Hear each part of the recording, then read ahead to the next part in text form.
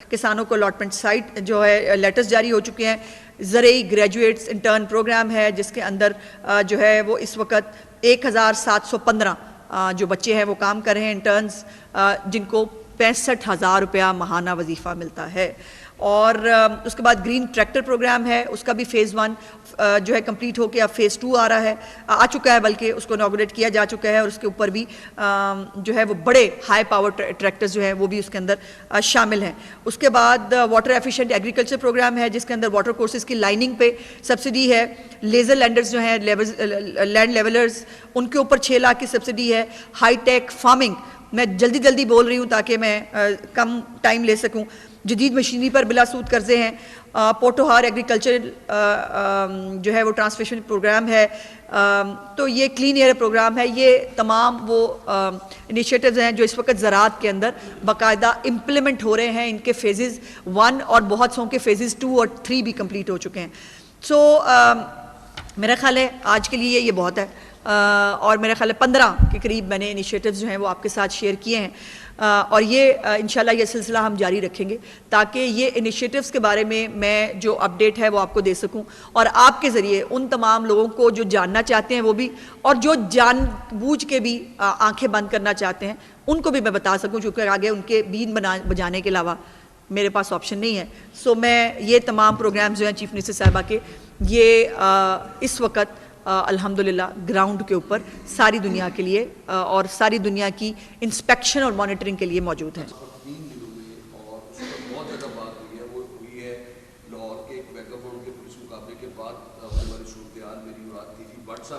अगर हम इस पे रहें, दराव पता होगा क्या कि ये मैं जो काम करने के लिए बैठती हूँ वो रह जाती है, किसी ना किसी क्वेश्चन के ऊपर बात चली जाती है और फिर वो चलता है।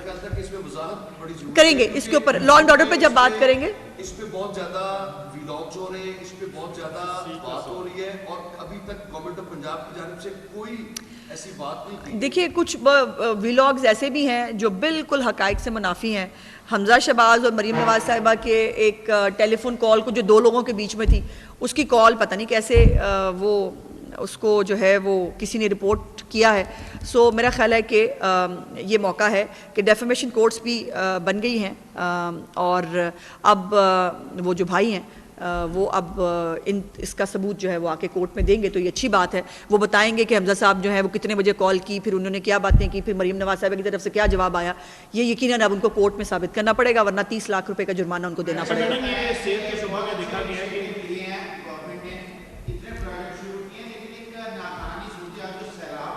जी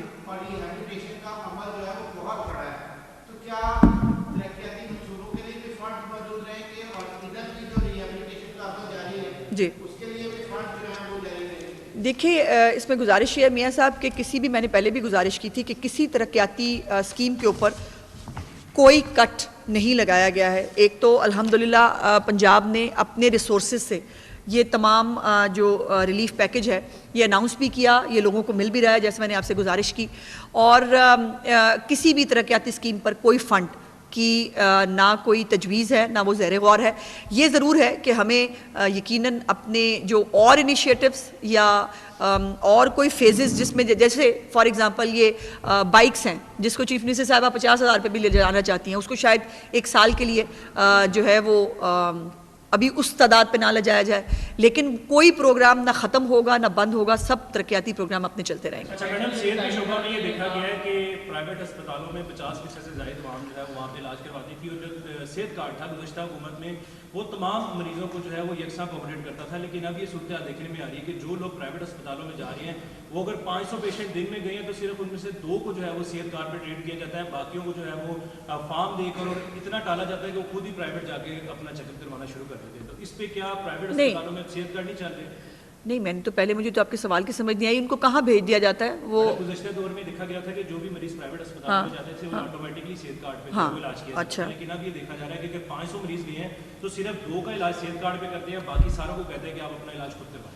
देखिए, मैंने पहले भी कई दफ़ा, और अच्छा किया आपने दोबारा मुझे मौका दिया कि मैं ये बात दोबारा क्लैरिफाई कर सकूँ कि जो सरकारी अस्पताल है वहाँ पर तमाम ट्रीटमेंट ऑलरेडी फ्री है। सो वहाँ पर सेहत कार्ड की ज़रूरत नहीं है। अच्छा, होता ये था कि सेहत कार्ड पे वही पैसे जो सरकार ने देने हैं वो सरकार सेहत कार्ड के जरिए दे के खुद ही सरकार को मिल जाते थे। तो ये एक अजीब बेतुकी किस्म की जो एक्सरसाइज थी। अब वही पैसे ऑलरेडी सरकारी अस्पतालों को जो है वो दिए गए हैं।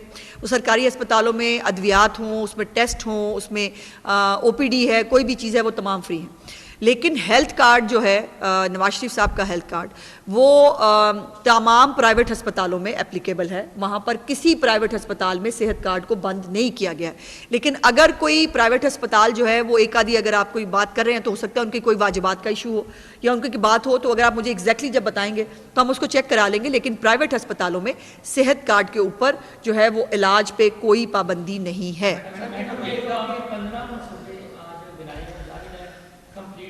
सोशल मीडिया पर वाकई एक बहस छिड़ी हुई है और कोई बहाना वज़ीर-ए-आला पंजाब की ऊपर तनकीद करने का जाने नहीं देती उनके पार्टी।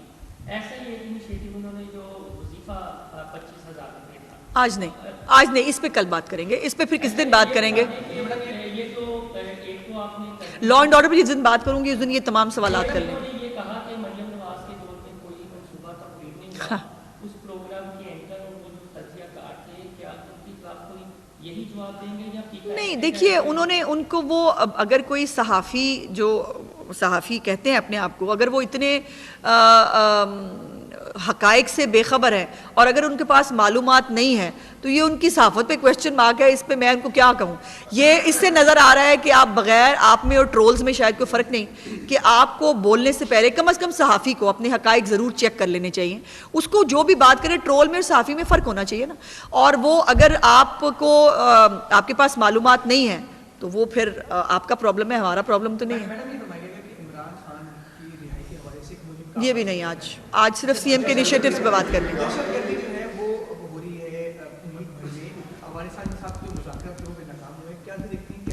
आज इस पे बात ही नहीं करनी मुझको। मेरी ख्वाहिश और कोशिश है कि काश अच्छी बातें जो लोगों को रिलीफ मिल रहा है पंजाब का, आप उसको हाईलाइट कर पाएं। जी अल्हम्दुलिल्लाह। नहीं, अब दूसरी बिल्डिंग जो है वो तकरीबन तैयार है, जो जहाँ हॉस्पिटल के सामने जो PIC फेज़ 2 है वो उसका भी बहुत जल्द इनॉग्रेशन होने जा रहा है और वो भी बिल्डिंग इस वक्त कंप्लीट है, सिर्फ उसका इक्विपमेंट जो है वो उसका इंतज़ार हो रहा है।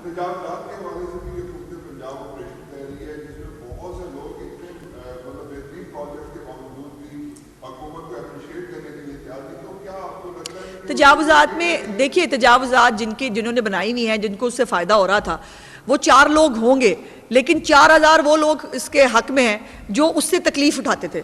सो इसलिए ये आप इसको खुद देख लें कि हुकूमत जो है वो 4 लोगों की बात करेगी या उसके फ़ायदे की बात करेगी या 4000 लोगों की बात करे जो उस बाज़ारों से उन जगहों से जो है वो गुजरते थे। जी आज मुझे इस पर बात ही नहीं करनी।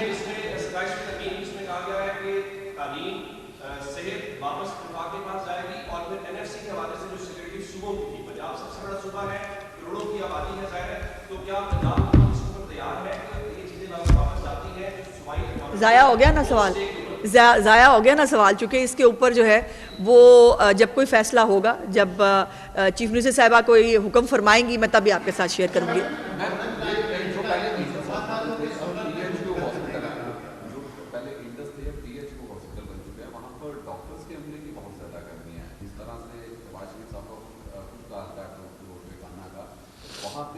ये एक अस्पताल के बारे में अगर आपकी कोई बात है तो वो हम बाद में कर लेंगे। बहुत शुक्रिया जी।